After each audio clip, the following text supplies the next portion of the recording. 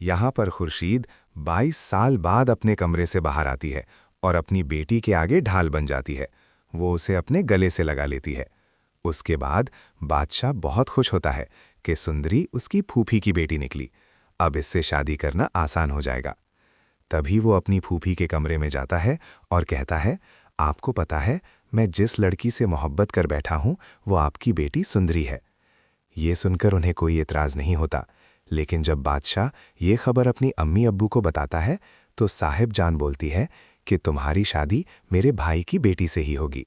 तो बादशाह अपनी जेब से खंजर निकालकर कहता है, अगर सुंदरी मेरी ना हुई तो मैं अपनी जान ले लूंगा।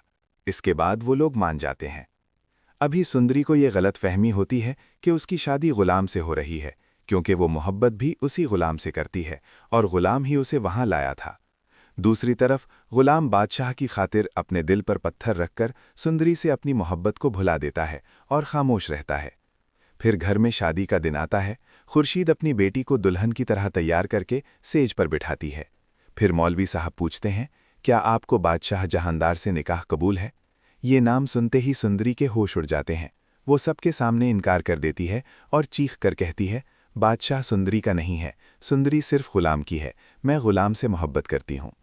ये सुनकर बादशाह के होश उड़ जाते हैं।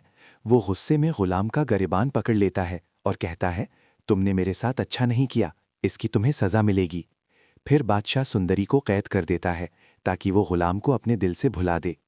इसके बाद वो गुलाम को रस्सियों से बांधकर एक अंधेरे कमरे में फेंक देता है। तो दोस्तों, आपको क्या लगता है, क्या गुलाम और सुंदरी एक हो पाएंगे या बादशाह के जुनून में इन दोनों में से किसी एक की जान चली जाएगी? कमेंट सेक्शन में अपनी राय ज़रूर दीजिएगा।